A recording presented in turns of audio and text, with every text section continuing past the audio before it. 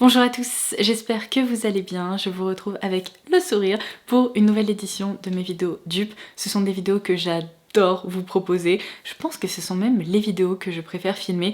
Seulement, je dois bien être honnête, elles me demandent des mois et des mois de préparation, d'essais ratés, de tout ce que vous voulez, puisqu'évidemment, mon but est de vous proposer des alternatives qui se rapprochent le plus possible de produits qui sont très populaires et qui ont tendance à être assez onéreux.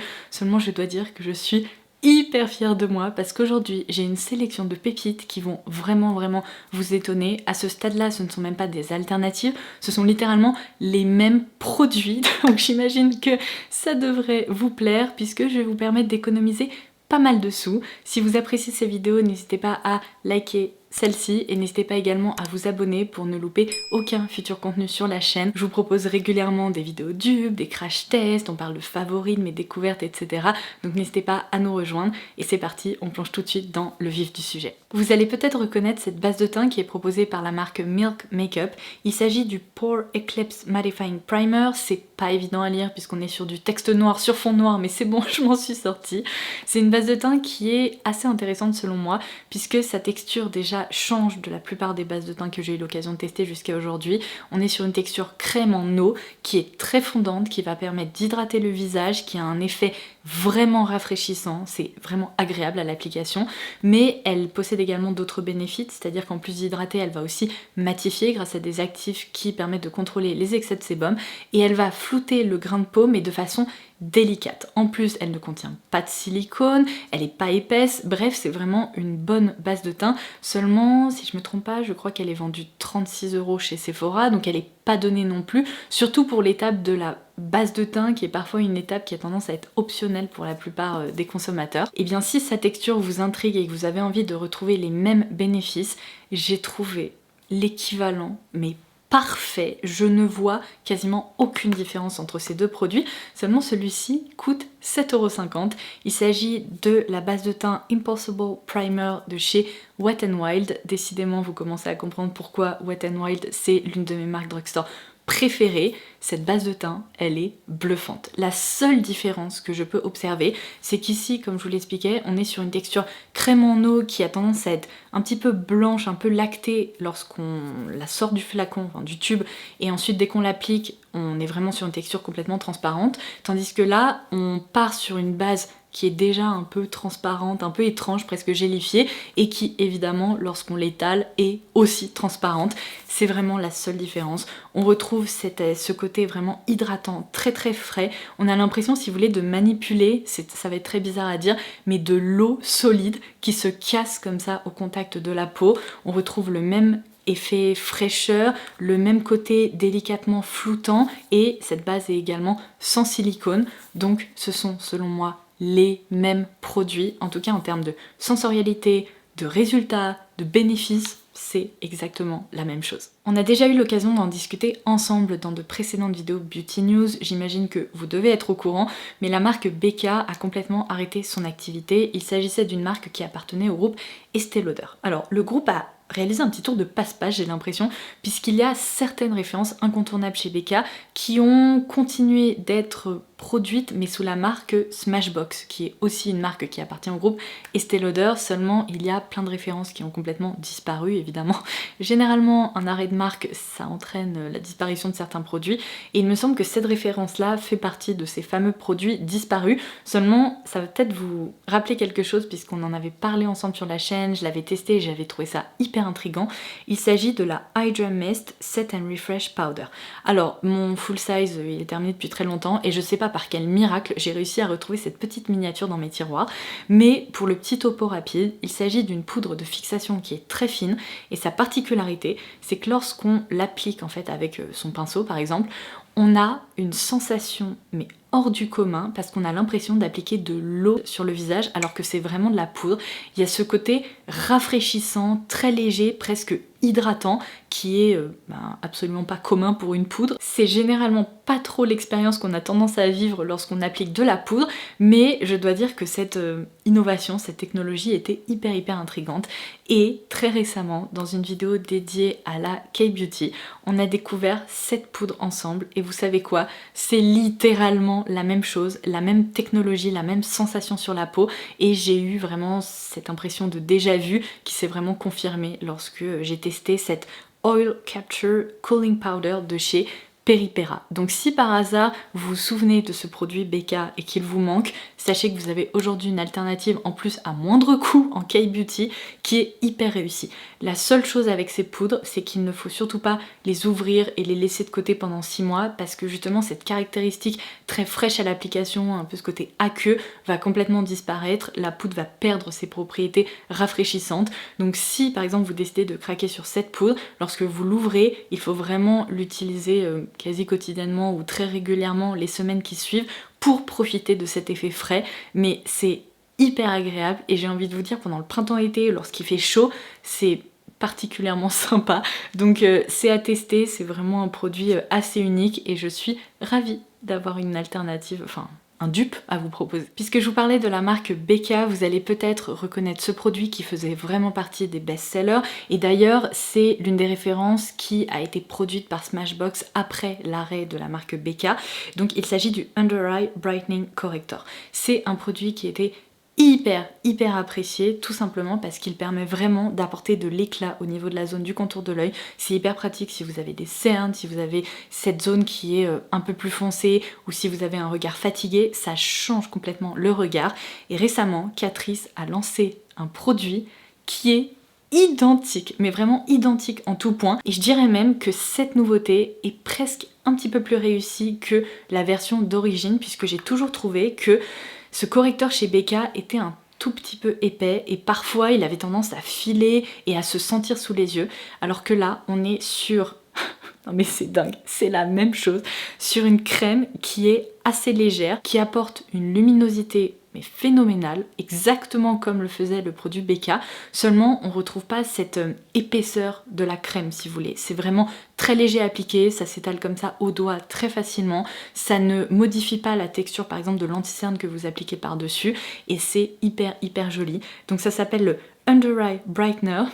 C'est un petit peu la même chose et ça se présente sous forme de petits pots comme ça aussi. Et évidemment, puisqu'on parle de Catrice et que c'est une marque qui propose des produits à petit prix, il y a une grosse différence entre les deux références que je viens de vous citer. Chez BK, il fallait compter 30 € pour ce correcteur slash anti-cerne eye brightener, tandis que chez Catrice, cette référence est proposée entre 5,50 € et 6,50 €, donc c'est vraiment une super bonne affaire. Alors là je pense que vous n'allez pas y croire, il y a une différence de 35 € entre ces deux produits et ce sont les mêmes. C'est la même chose. Quand j'ai commencé mon test et que j'ai vu que le rendu sur le visage était identique, j'étais trop contente parce que là j'ai mis la main sur un truc assez dingue.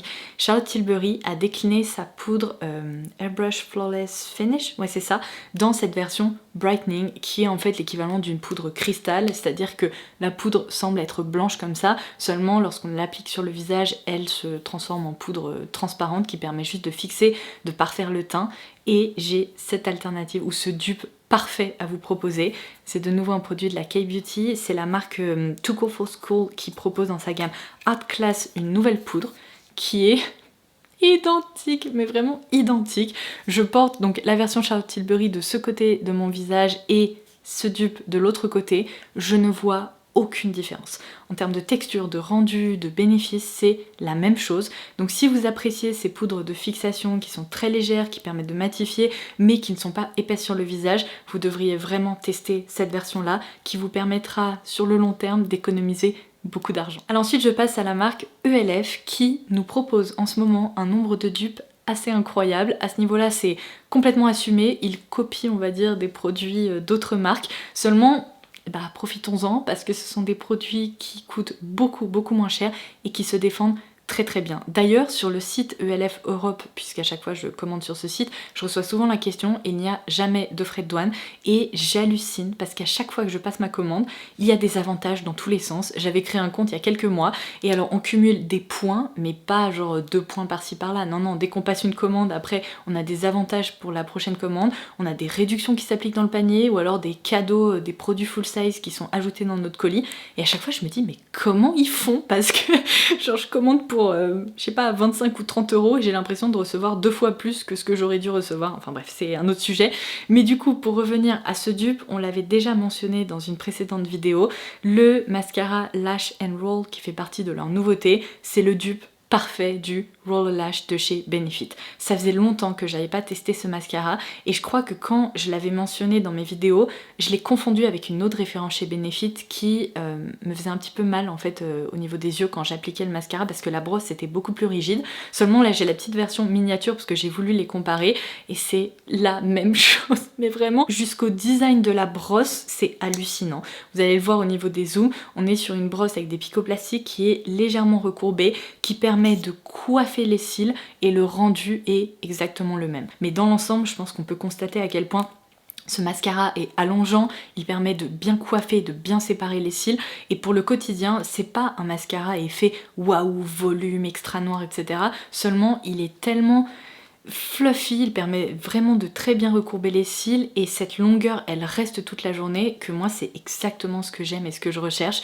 Donc si vous appréciez le roller lash, n'hésitez pas à tester le Lash and Roll de chez ELF, vous allez une nouvelle fois économiser de l'argent, ou alors au contraire si vous avez envie de tester un mascara qui est très sympa et qui est très réussi, eh bien penchez-vous sur son cas, il mérite vraiment d'être ajouté à une petite commande de ELF. Alors ce dupe là, vous avez déjà dû en entendre parler, personnellement je l'avais encore jamais testé donc je me suis dit que c'était l'occasion justement de me pencher sur son cas. Ça fait partie justement des cadeaux que j'ai pu ajouter à ma dernière commande, c'était hop, offert, tiens, un mini primer, donc j'étais bien contente. Du coup, ce fameux Hydro Grip Primer de chez Milk Makeup, c'est une base de teint qui est connue depuis des années, puisque sa particularité, c'est qu'il s'agit en fait d'un gel qui reste un petit peu collant à l'application, et son but c'est d'agripper le fond de teint ou les produits pour le teint que vous allez appliquer par-dessus, de façon à prolonger leur tenue.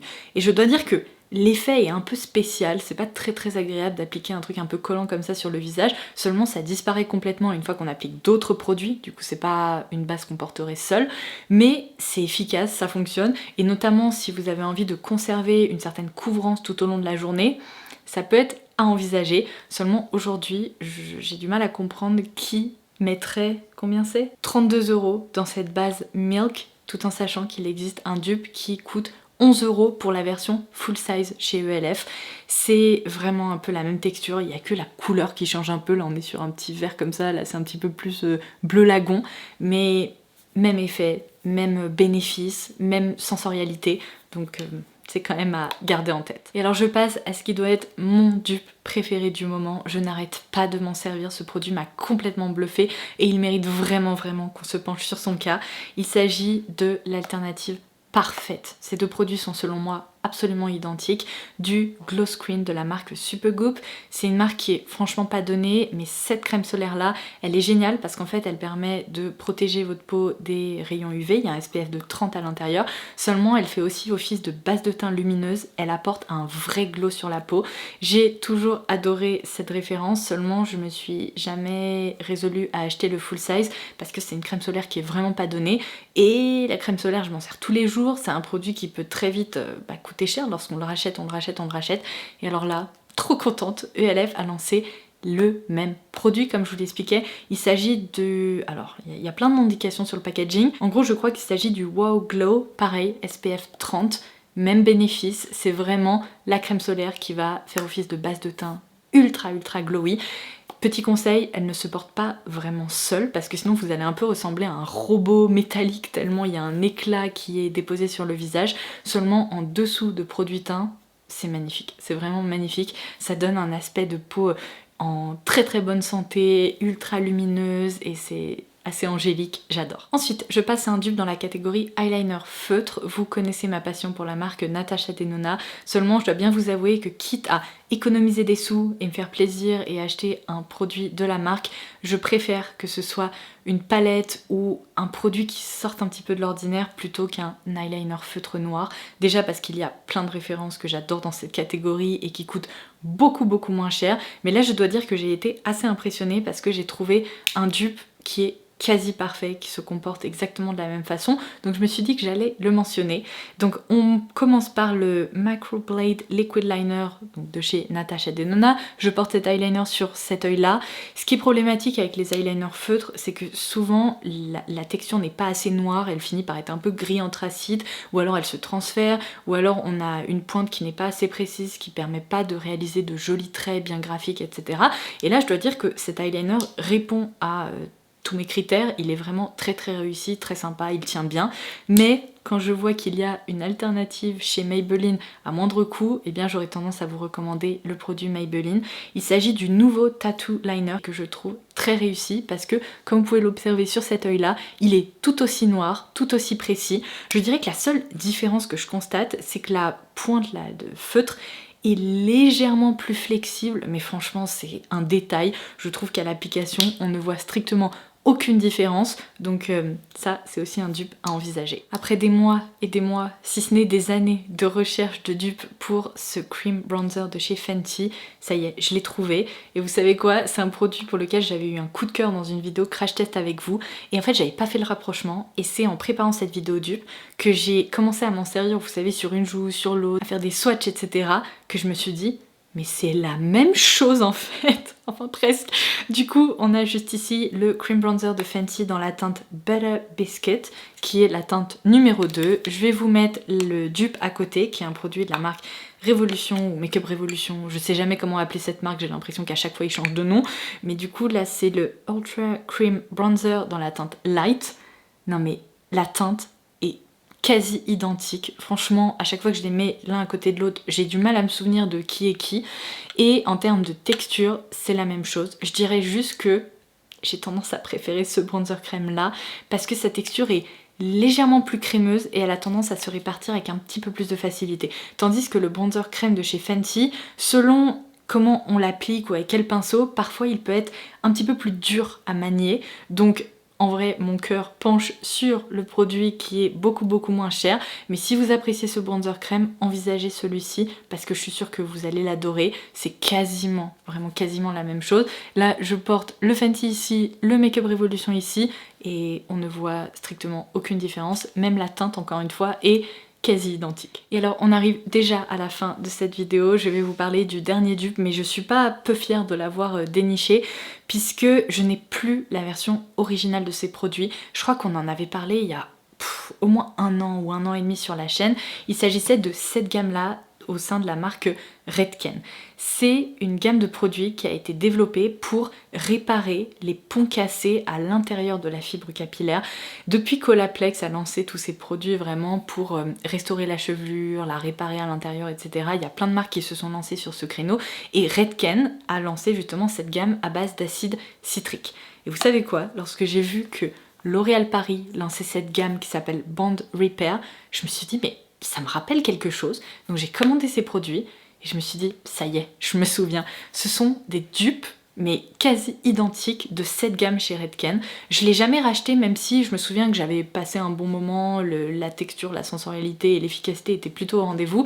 Il me semble que le shampoing et l'après-shampoing coûtent chacun 28 €, donc je me suis dit bon on va tester d'autres choses. Seulement là on est évidemment sur des prix de grande surface et cette gamme est bluffante. Franchement mes cheveux ont adoré lorsque je m'en suis servie. Ça laisse la chevelure hyper souple, hyper douce. Et alors le côté réparation, je sais pas, peut-être que sur le long terme ça peut éviter d'avoir des cheveux trop fragilisés. Ça peut peut-être en effet les fortifier, seulement je dois vous avouer que ce qui compte vraiment pour moi c'est que mes cheveux ne se cassent pas, de prendre soin de mes longueurs, etc. Et ça c'est vraiment une gamme dédiée justement à l'entretien des longueurs et des cheveux qui seraient secs, déshydratés, cassants et compagnie. Donc elle est hyper réussie. Et si je peux vous dire que c'est un dupe quasi parfait de la gamme Redken, c'est tout simplement parce que Redken et L'Oréal appartiennent au groupe L'Oréal et j'ai l'impression qu'ils ont repris exactement la même technologie. C'est juste que pour cette gamme qui est dédiée à de la grande surface, ils ont un petit peu moins dosé les actifs que chez Redken. C'est-à-dire que j'ai noté ça. Chez Redken, la concentration en acide citrique pour le shampoing est de 7%, dans l'après-shampoing c'est 11%. Et là, en reprenant cette formule, ils se sont dit bon quand même ce sont des produits qui coûtent beaucoup moins cher, donc on va peut-être créer une petite différence entre ces deux gammes. Du coup, le shampoing est concentré à 5%, l'après-shampoing à 10%. Bref, la différence est minime et ce sont vraiment de super bons produits. Il me semble que dans cette gamme, il y a un pré-traitement qui s'applique avant le shampoing pour justement renforcer la chevelure et je me demande s'il n'y a pas aussi un masque, mais en tout cas j'ai tellement adoré le shampoing et l'après-shampoing que je commanderai les autres produits de la gamme. Cette gamme est dispo sur Amazon, elle est dispo sur Look Fantastic, bref vous retrouverez comme d'habitude tous les liens des produits dont je vous parle en barre d'infos. S'il y a des codes promo ou des bons plans supplémentaires qui vous permettent en plus d'économiser plus de sous, eh bien je vous indiquerai tout ça sous la vidéo. Et voilà, cette vidéo touche déjà à sa fin, tant de mois de recherche, d'expérimentation et de travail pour cette seule vidéo que je vais pouvoir vous mettre en ligne. C'est un petit peu frustrant, mais en tout cas j'espère qu'elle aura été à la hauteur. D'ailleurs, on n'a pas parlé de ce pull trop mignon que je porte. Non mais je l'ai trouvé sur du shop de Monoprix. J'ai pas acheté de vêtements Monoprix depuis des années. Je me demande même si j'ai déjà acheté un vêtement Monoprix, mais quand je suis tombée dessus, j'ai eu un coup de cœur immédiat, je l'ai commandé et je le trouve trop sympa. Il est hyper doudou, hyper mignon. J'aurais adoré le porter pour la Saint-Valentin, mais malheureusement, je l'ai trouvé après, c'est pas grave. Voilà, j'ai des petits cœurs partout et c'est tout. Je ne sais pas pourquoi je vous parle de mon pull, mais il méritait quand même d'être mis en avant dans cette vidéo aussi. Donc sur ce, n'hésitez pas à me faire vos petits retours en commentaire ci-dessous. Et en attendant ma prochaine vidéo, je vous embrasse très fort et je vous dis à très vite. Bye bye!